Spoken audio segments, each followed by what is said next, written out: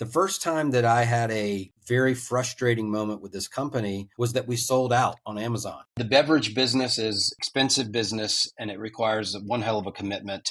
Scaling a brand like this is a significant commitment. I'm not worried about that component. What I'm worried about is Welcome to the podcast, where we introduce you to incredible humans who share their journeys with the mission to inspire you to harness your own inner tenacity to drive your life and career forward. And now, your host, Adam Posner.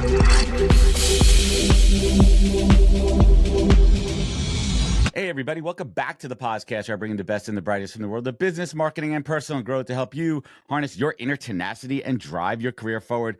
Folks, my guest today is Jay Williams, the founder, as he proudly calls himself, the big bird behind Freebird Southern Spring Water. After a 25-year run in real estate, where he developed over $1 billion worth of housing projects, Jay traded boardrooms for bottling lines. With zero industry connections, but a whole lot of hustle, he built Freebird from the ground up to deliver one simple promise: real water for real people. Sourced from the Blue Ridge Mountains, Freebird is more than just a beverage. It's a salute to the backbone of America. No buzzwords, no gimmicks, just damn good water that resonates with those who work hard and live harder. Jay's story is about reinvention, authenticity, and proving that sometimes the boldest move is starting over. I love that. Let's do it. Finally, Jay Williams, welcome to the podcast, man. Hey, thank you so much for having me. That was one hell of an intro. I should hire you as my personal hype man. Anytime, man. We could sidebar that one, man. Well, welcome to the show. We were talking offline for a bit, and this is just a testament again to the power of LinkedIn. I don't know how long it's been. Probably been connected. When did you get on? About a year ago, year and a half ago, maybe. Like when you became real active on the platform. And Jay is just he says what he feels and he means what he says, and he's just taking an approach. He's not following, any of the gurus or anything. And I got to say, that's probably the key to your success. Not so much the water, which is great to the story, but like, you just keep it real, man. I applaud you for that. Yeah, thank you. It's weird. So, yeah, I started on LinkedIn about a year ago. And when I did so, it was 100% related to, the new company, Freebird, that I was starting. But I had no idea where that LinkedIn journey would take me.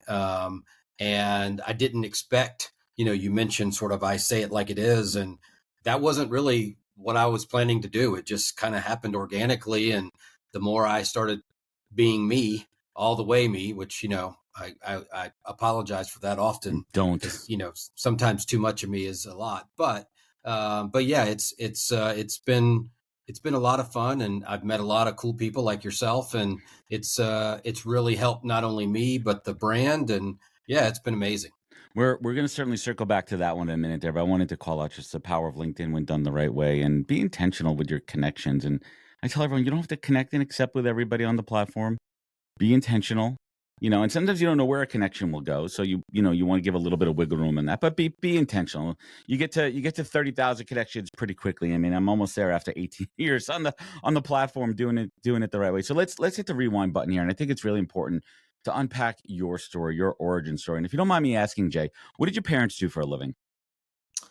So my mother was a stay-at-home mom. She was doing the old school mom thing, trying to put up with me, which I was a handful. And then my dad was a real estate developer, and he was kind of your classic rags to riches story. He grew up without any money, and worked his way through school, and then became very successful.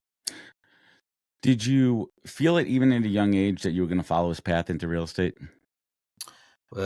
Wow. It's a good question. And that's like what I call that's like a 12 beer conversation. Well, let's make it a 1 beer conversation. Yeah, I'll do the 1 beer version. So, when I was younger, as many people, when they're a little younger, feel like I kind of was always like, no, I'm not doing that. I'm going to do what I want to do. Right. I'm going to blaze my own trail.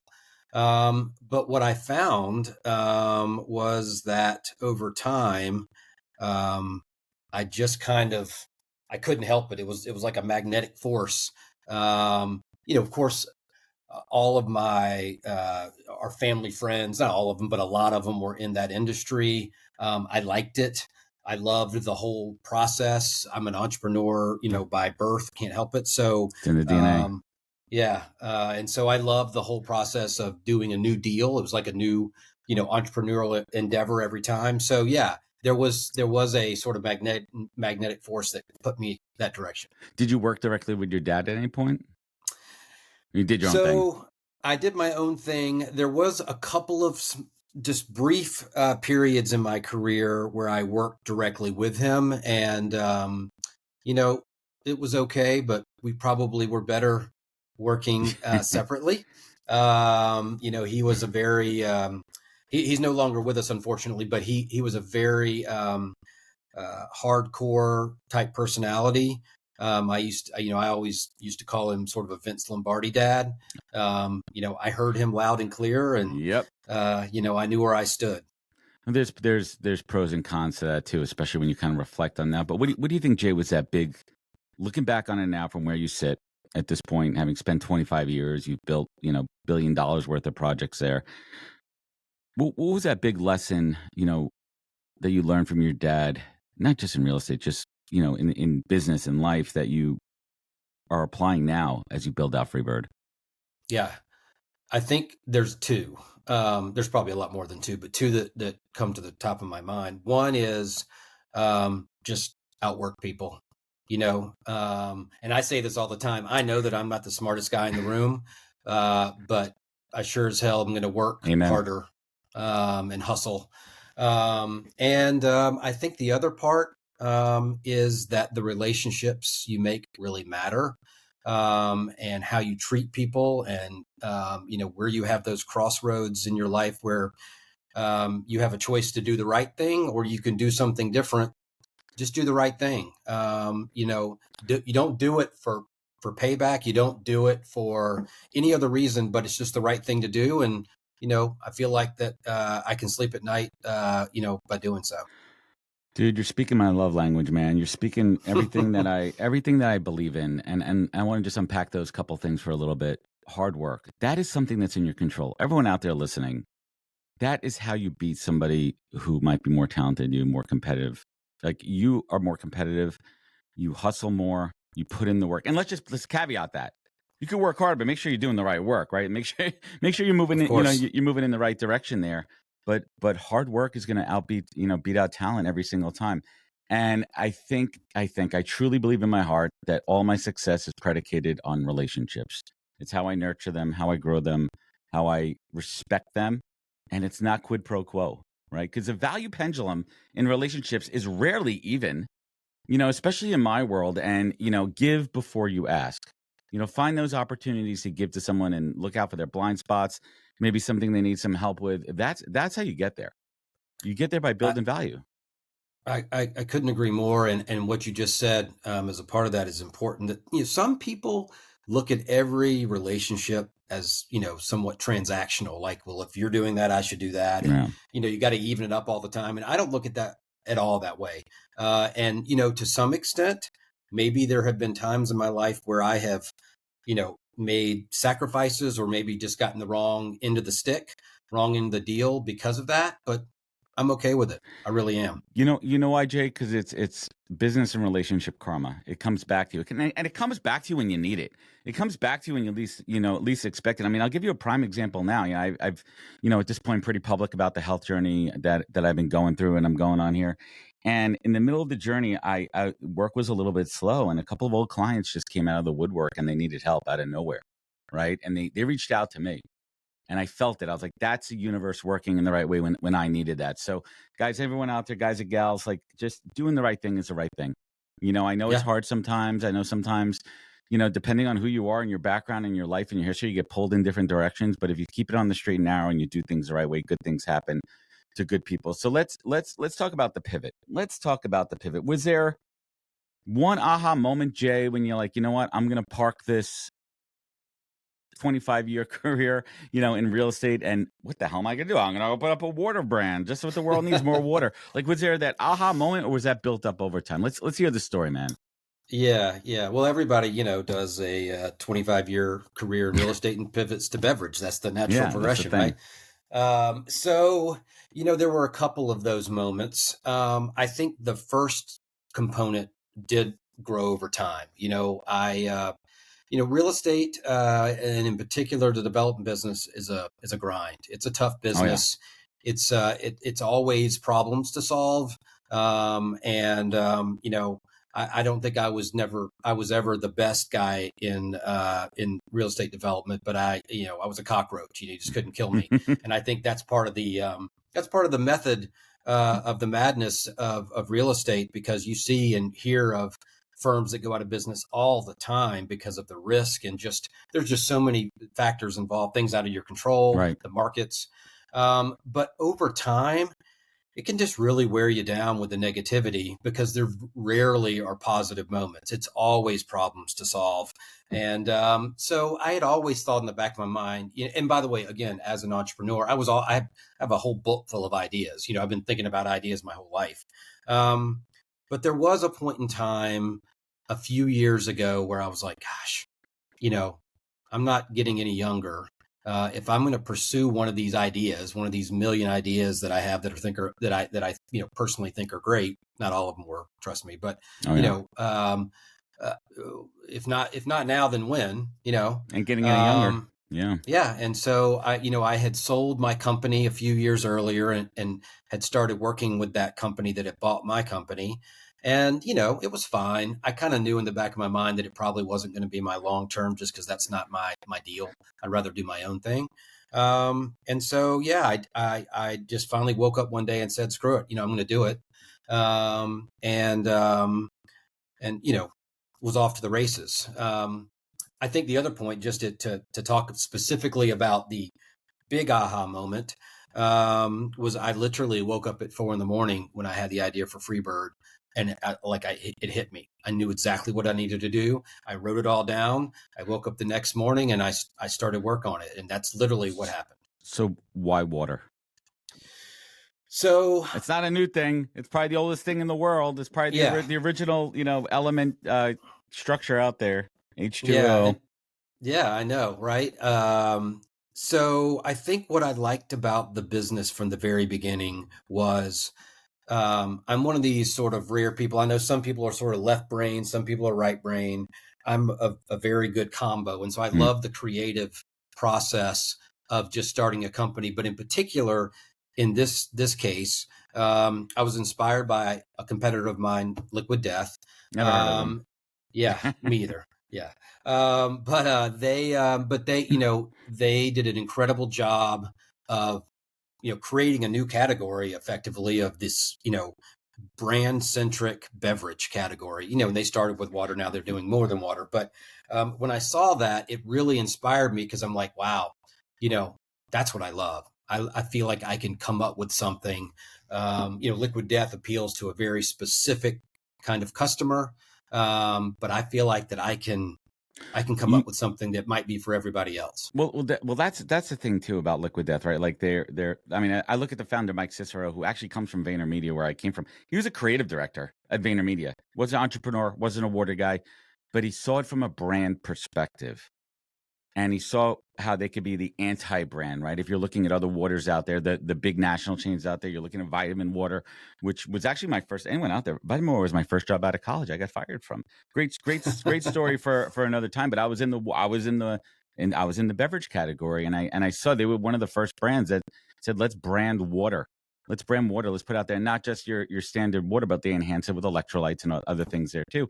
I mean, Yeah. Freebird is spring water, right? Like it's a mountain water. Sorry, but like when you woke up there, what was that thought of like, how is this going to be different in this oversaturated, pun intended, category? Yeah. Yeah. So I think it comes back to brand. I think that the mistake would have been to focus on hydration and wellness and water. Right, And I know that sounds almost counterintuitive, because, that's part of what we're doing here. that's what it is. But Liquid Death, blazed the trail of, hey, you know, let's build a brand that appeals to people and gives them a feeling where they're not necessarily buying the product for the water, which, by the way, our water's great. We're very fortunate. We have a exclusive spring in the Blue Ridge Mountains. It's wonderful.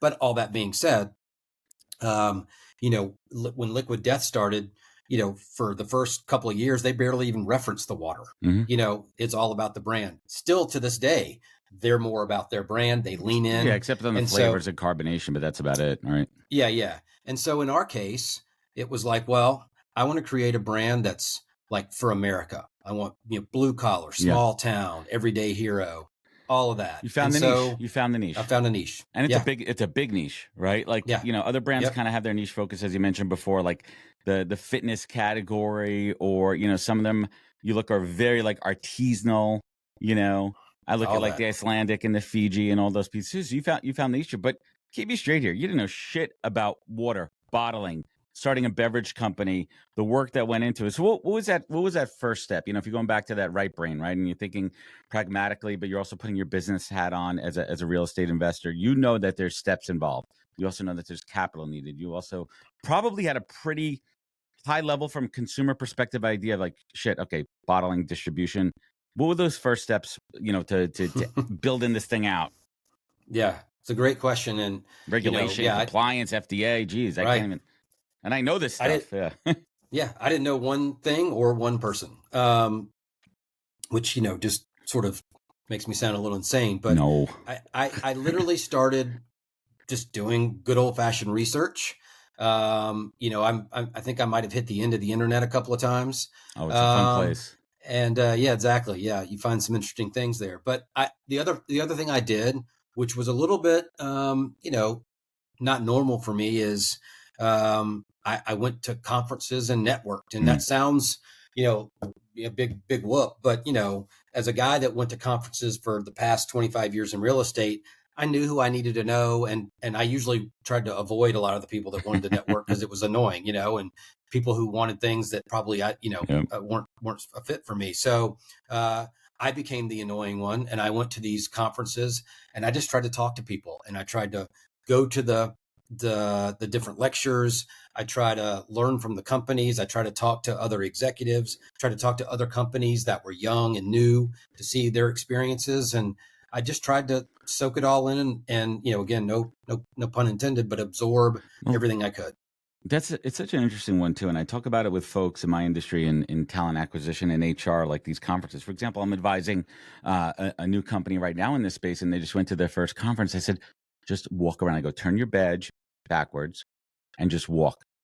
Don't have to stop at every booth. Just check out the ecosystem of who your competitors are, other folks in the industry. Get a sense of how they're presenting themselves. Maybe walk by, pick up that one pager sitting over there, right? Collect, learn, and listen before you dig in. Was there a moment, Jay, when you were kind of doing those first round of events, you're like, I don't know if I should be doing this? Was there ever doubt, or were you full speed ahead? Adam, I'd say one of my greatest assets is also one of my greatest flaws, which is I'm somewhat fearless about this kind of stuff. I'm just dumb enough to think I can pull it off. That's why we're talking right now. Yeah. And so, so I guess to answer your question specifically, if there were any moments where I hesitated, it was every time that I walked into a Whole Foods or a Erewhon or some sort of store, and I went on the beverage aisle and saw 500 beverages staring me at the face and going, holy crap, like, how do I fit in here and how do I stand out? Because the beverage industry is been on fire over the last 5 years or so or more with new entries into the market. And so if there was anything that would give me pause, it was that. And of course, you're playing with all the whales, like you mentioned. There's vitamin water, and there's smart water, and there's Fiji, and all these other ones. But I just knew that I was going to take a completely different approach. I knew that needed to be in a can, and I knew that I needed to focus on the brand. And I also noticed Liquid Death created this category, and there's really not a number two. They own the category. So right, the can water, and I think the can is so interesting too from a brand perspective, because it really resonates with the blue collar, with Americana, right? Like, not everybody wants to be seen with that tall, foot long, skinny water bottle, up in there. It's a can. That's what America's built on. It's cans. I mean, if you look at even alcoholic beverages, Pepsi, Coke, they're cans. Yes, they have bottles, but they're cans there. So what was that? What was that first step? Like, all right, you knew that you're going to have to make the investment. I assume you had, the funds for that. I don't know if you had to look for any outside, investment yet at that point. But what was it? What was that first step from like an R&D and brand building perspective? Yeah, so the once I figured out what I wanted to do, I then needed to try to align myself with some people who had experience in the business. I wasn't foolish enough to think I can No, just you don't. solo go. Well, Yeah, pause on that for a second. You don't know what you don't know, and for anyone out there, that's when you're smart enough to bring in people who do know what the hell they're talking about. 100%. Right. It's easier for me to bring in somebody. I say that very, very cavalier.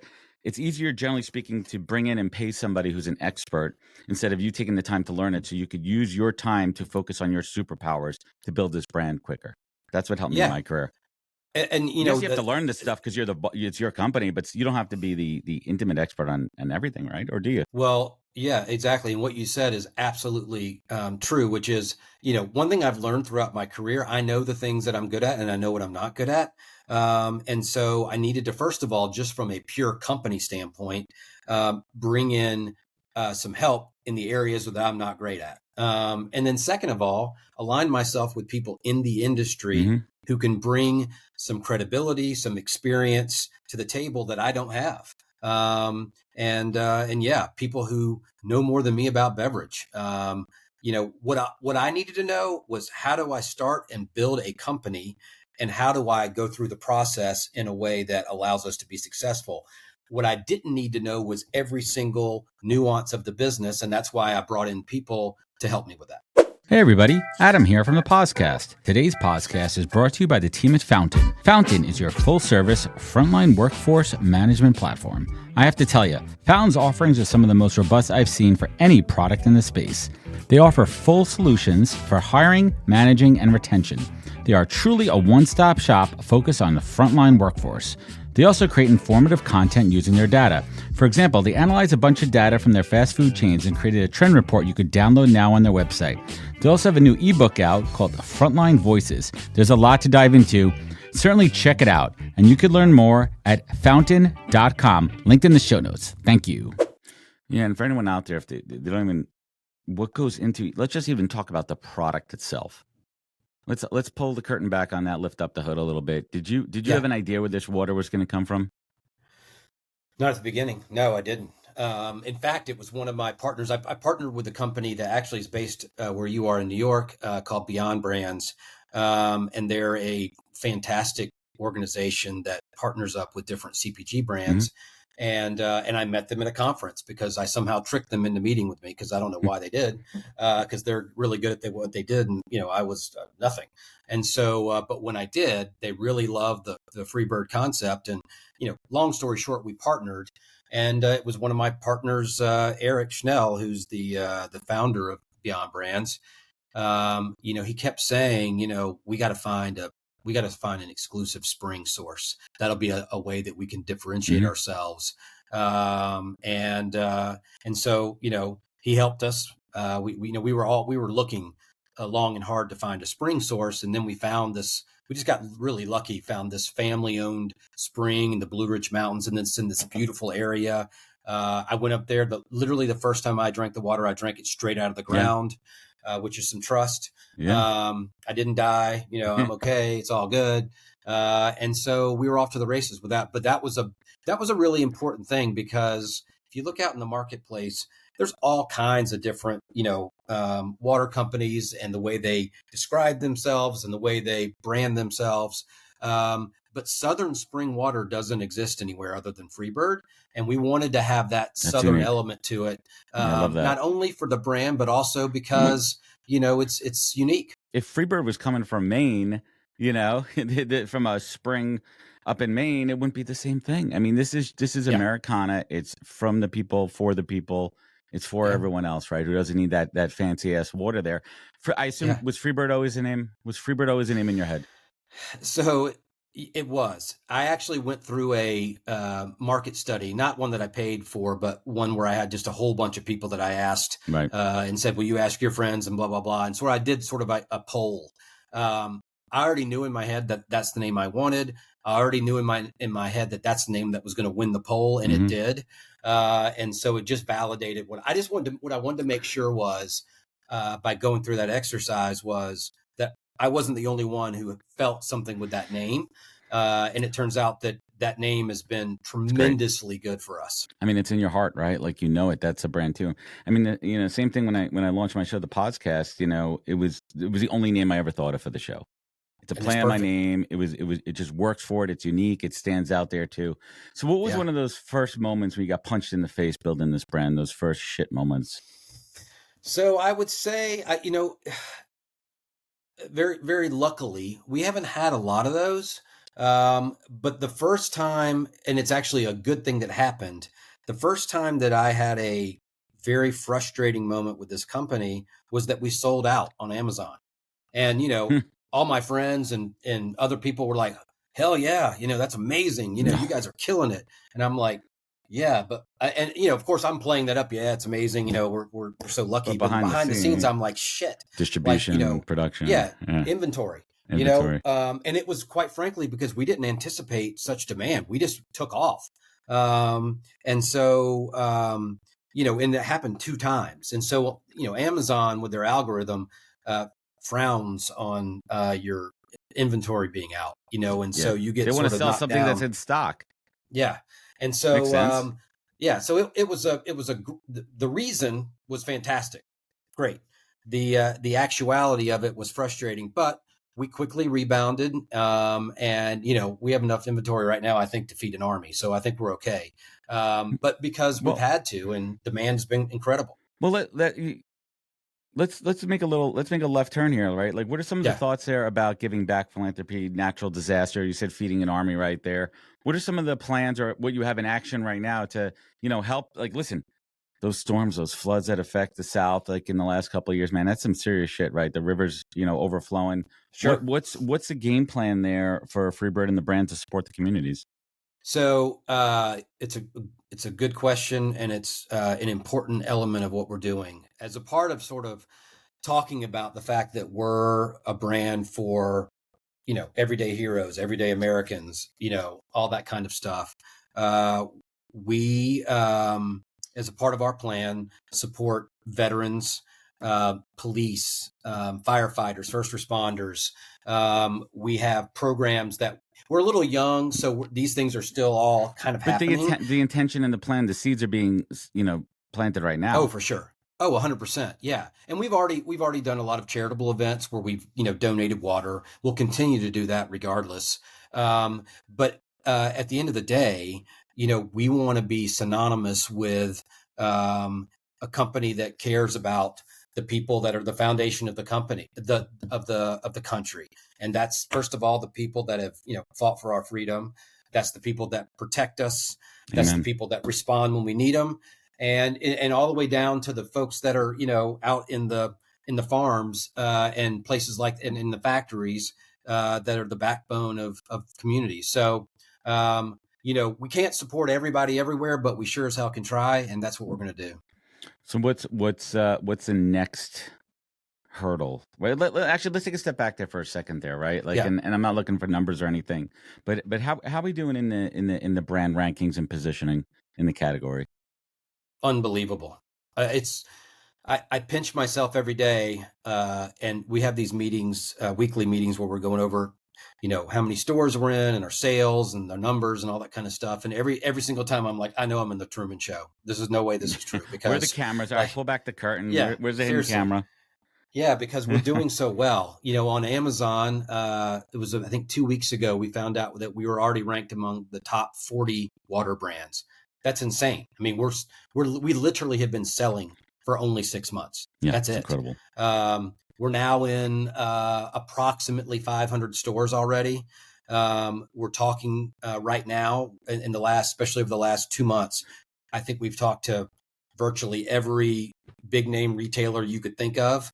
And those decisions from those companies are normally made in October. So we're just waiting. Fingers crossed, man. Yeah, fingers crossed. But so, yeah, all those things are going fantastic. I don't think most people understand what the battle's like for shelf space and positioning in the retail side too. And Huge. there's huge competition. I mean, you have the big bottlers out there, the name brands that people think about, but I would Yep. have to imagine that consumer demand and regionality is going to play a huge factor in this.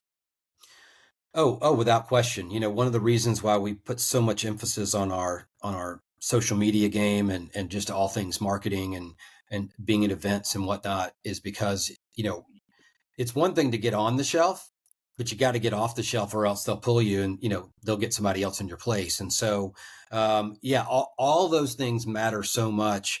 But if you don't, one of the things I say, and it sounds a little corny, but I don't care. When I created Freebird, I wanted to create a brand with a soul. A lot of people can slap a name on a can and pretend to have the values associated with it. But if you don't really build something that has some depth and substance to it, no pun intended, then you're not going to resonate. But that's real branding. That's real branding when you have your why. Real branding. Right? And you talk about celebrating the backbone of America, Freebird's position as a brand for the people. Like you have to pay that off. Yeah. Because if you don't, you're going to be a phony and people are going to be like, oh shit, is Freebird just built in a boardroom by a bunch of marketers and focus groups? No. This was a dream, an American dream.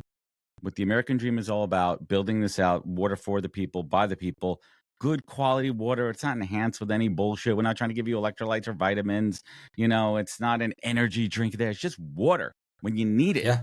I need water in a can, easy to, transport. You throw it in the fridge, you throw it in the cooler bag, you throw it in the back of the Yeti, and there you go. So let's take out, I do this on shows sometimes. I take out my crystal ball over here, and I used to say magic 8 ball. Remember those things we used to shake as a kid and say, yeah. What, what's your dream for the brand, man, let's keep it in the next 2 years. Let's keep it realistic. Let's keep it realistic. So in 2 years, I would expect us to, at a minimum, quadruple the amount of stores that we're in now. I would expect us to be in a number of, brand name retailers that everybody knows, be a national brand. And I would expect by then to, have people knocking on our door that might have interest, some of the big boys, which is normally sort of how you exit this business.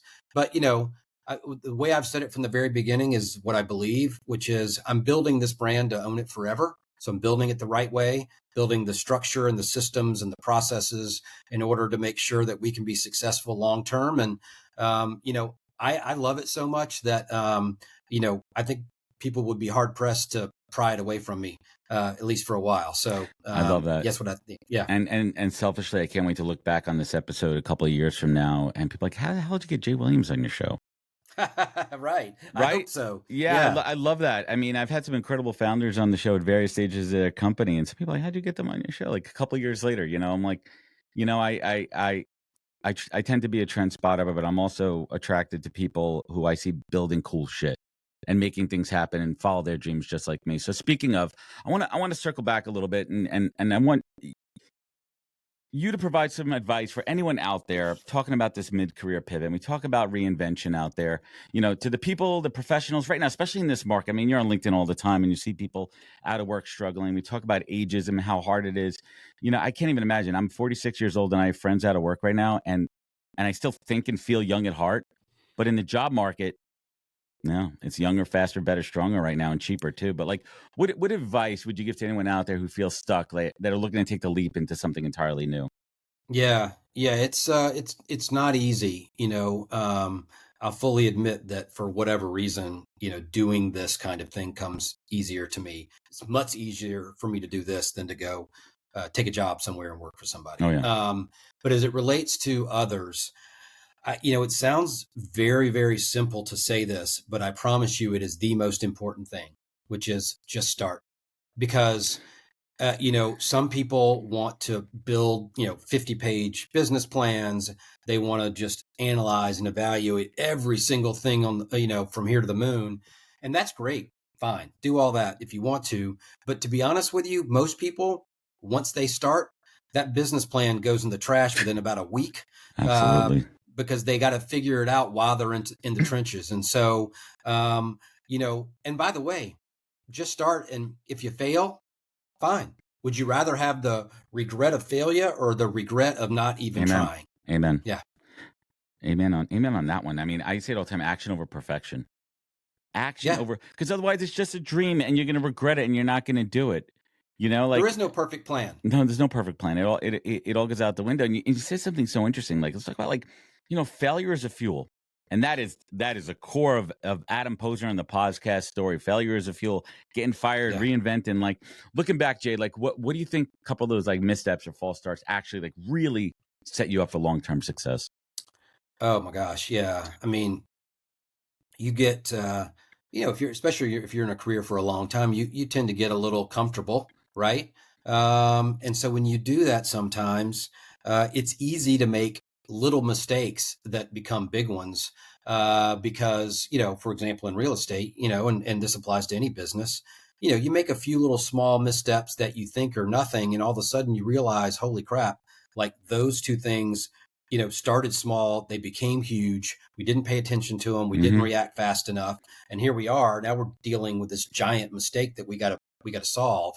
And it's so easy for that to happen if you've got so much going on that you're not paying attention to the things that you should be. And, as someone who's been a founder many times, that's easy to do because you've got to have your eyes on so many things at once that you tend to miss something. And that goes back to what we talked about earlier about, hiring people that are good at what they do to help you. But at the end of the day, like, I've made plenty of mistakes throughout my career. And as you alluded to, I learned a lot more from the mistakes than I did from the successes. And you learn what not to do. You learn also, by the way, if there's anything I learned, was patience and resilience. Mm. I think you see a lot of young founders panic. They have one mistake. Maybe it's a big mistake, but okay. But they panic and they hit the panic button so fast and they bail. And sometimes you just gotta wait it out. You gotta play it out. You gotta figure out the solutions and then move on, keep moving forward. If you just bail every time there's a problem, you're never gonna make it, because every business requires that type of resolute type of mentality. Because if you don't have that and you're not resilient, God, it's going to be awful tough. Yeah, man. I mean, but that takes time also. You're saying the young It founders. I does. think that comes to maturity and life experience there too. It One of, does. one of the things that I love you talk about is leading with honesty, and you talk about no buzzwords, no gimmicks. So how does that transparency show up in how you run the business, your team, your partners? The exact same. I apologize to my team all the time for me being me, because I can be a little too authentic. But at the end of the day, I feel like, you put your money where your mouth is. And so, people have said this. I didn't intend it this way, but people have said a number of times within this Freebird journey of mine that Freebird feels like it's a exact reflection of you. And when people say that, I take that as a big compliment, because we want to be authentic. We want to be real as hell. And, and that's kind of how I try to live my life. So, Right? yeah, Dude, I feel that, man. Right? Like, and I hate the expression personal brand, but that's what it is, man. Like, it feels like Freebird is a reflection of your own story, right? And you're putting your voice behind it, and you're putting yourself front and center. Do you want to be the front face of this brand, or just because where you are right now, it is what it is? I think it is what it is. I don't mind it. I'm not looking to, to be on the front page of magazines. But what I do want to do is Unless it's the everything Wall I Street possibly Journal, right? can to support the brand, to support my people, which, by the way, I'm blessed with an amazing team. And so if my presence as a founder is a additive thing for the brand, then I'll do it. If it in any way detracts, then I'll back off. This isn't about Jay. This isn't the Jay brand. This is the Freebird brand. And so, what I am doing is 100% to support the brand. And I know in today's world, the founder story and all that kind of stuff is important. So, all I'm here to do is to do whatever I can to help support it. Jay, what's keeping you up at night these days? Oh God, being so old that I have to get up and go to the bathroom 5 times. No, I'm there, man. Yeah, I'd say the only thing that keeps me up at night, quite frankly, is the beverage business is a expensive business and it requires one hell of a commitment, and so scaling a brand like this is a significant commitment. I'm not worried about that component. What I'm worried about is how do we scale responsibly, meaning that like we don't need to be everywhere immediately, but what we need to be is we need to grow in a way that's responsible, where we can make sure that we can support our retailers and our brand wherever that may be. So that's Right. that. It's just how do we methodically do that? I mean, there's a huge lesson there too, in focusing on your core customers, where they are the original supporters, because that's the heart Yep. and soul of your brand, and making Yep. sure that they always have product, they always have inventory, because you don't want to dissuade them. Be like, oh shit, I went to the store and I mean, I really love this Freebird, but there's nothing left over there, and I haven't Yeah. seen it for a few weeks. What happened to it? They're going to move on to another brand, Sure. and they're going Yeah. to forget it, and it's going to be twice as much work to win them back. So that's a Yeah. key lesson for any folks out there starting. You don't have to be everywhere. Focus on your ICP, right? Yep. Focus on your core customer first, because those are going to be your brand advocates. Those are going to be your brand champions. Those are the ones that are going to have it out at their barbecues and their kids' communion and everything. And people are going to be like, oh, what am I drinking here?